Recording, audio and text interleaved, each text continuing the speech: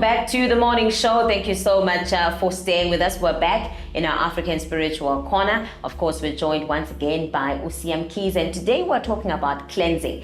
I mean, in conversations that we even have with the CM Keys himself, there's often times where he speaks about ukugeza, where he speaks about ukuthatha imbuzi.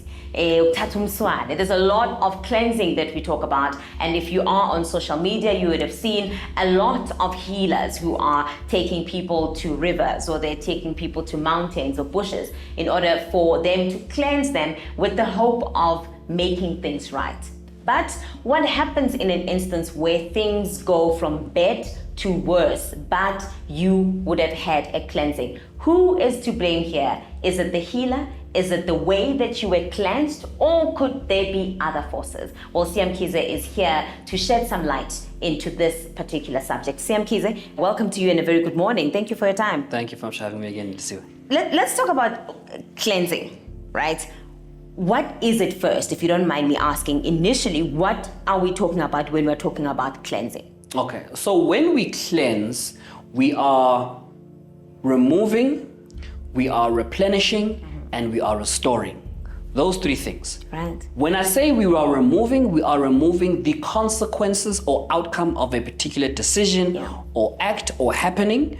We are replenishing, right, that which has been lost, yabo? Yeah. And then we are restoring purity and default. Basically, siyabuyisa to that state ukuthi uyingane awunacala awunalutho umsulwa, right? So that izinto zingahamba kahle. Ukugeza is different, isn't necessarily ukudonsa inhlanhla. Okay? The mistake that people make is they assume ukuthi ngoba sengigezile inhlanhla can now arrive and sengidonsa cha. There's a very difference between ngoba ngigezile sengisusile the spiritual barrier or inhibition or the problem, that I still need to go one step further and do donsa. Hence I say to people, mawuzothenga imithi ungathenga umuthi wokugeza kuphela. You need to buy something ezo donsa inhlanhla as well. Okay. So that you go through the process of removing, replenishing, and restoring. Ubuyisa izinto nenhlanhla. Right. And how do I know then, CM Kize, ukuthi I should be doing this mina myself, or mhlambe ngezwa ubaba or ngezwa my partner? How does it work when it comes to cleansing? Okay. Ideally, when it comes to ukugeza, the person you are most intimate with on a regular basis, you should be cleansing together. Married couples should be cleansing together all the time, right? We shouldn't be doing it separately. Inkinga is like this. If wena unenkinga ethize and we are intimate, we are going to share that problem together. So what happens with married couples is that the one person cleanses, the other person doesn't believe, they're intimate. It takes you back to square one, right? And then you're going to say, oh no, but that cleansing doesn't work. Yeah. When in actual fact, it was both of you that were supposed to cleanse. Then kunenkinga that's not necessarily between the two of you, but then kunenkinga which is a lineage-based one, where you are affected by the virtue of the fact that you are descendants of the person who caused this problem. Yabo. In that case, kufanele ukuthi nigeze as umndeni wonke. Yabo. So if ukhona that not take ikhwama, if ukhona waganga ngekhwama, if kunenkinga yesibongo, you see, the problems that you are inheriting, the generational curses as we call it in Ngesingesi, right? That's where we should be cleansing as a family, ideally. It's so difficult, you know. I mean, I'm trying to think of various families where people don't get along. So how do we then ensure that this cleansing actually happens and that it's successful? Because I don't get along with you as my brother. So what I always say to people is, tell your brother, look man, I'm doing this particular cleansing.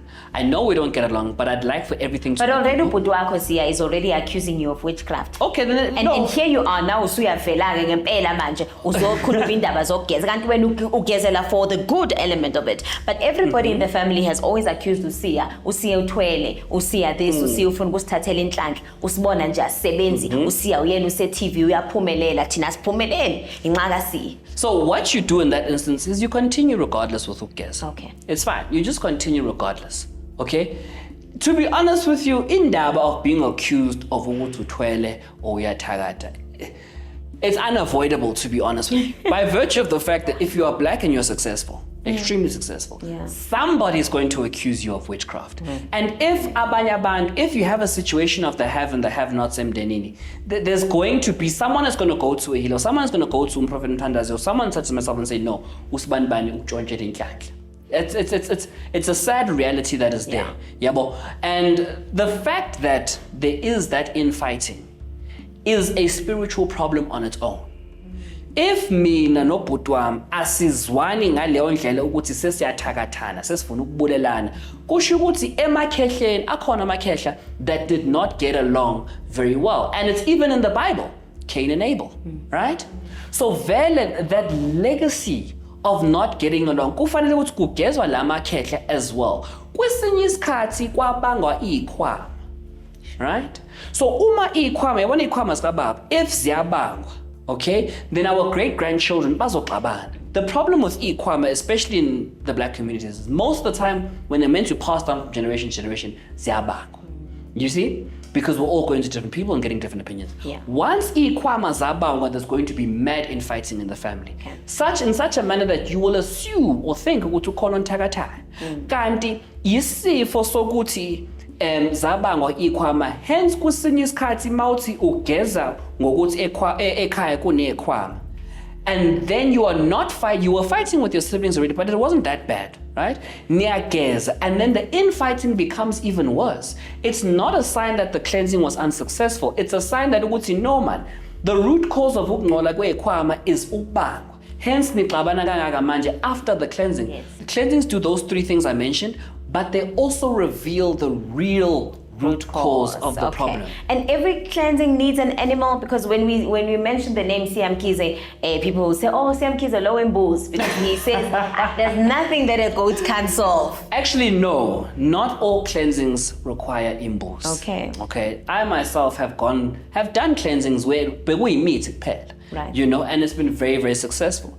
I've experienced cleansings where kune wash kuphela. I've experienced cleansings where kunamanzi kuphela. Right. Not all cleansings require a goat. Some can be very successful with just iwash or nemiti namanzi, right? But other cleansings definitely require islwane. If it's an abortion, it's a miscarriage, someone passed away in the family, silungisindaba yesibongo, yabo. Those are the kind of things where you would need an animal, yabo.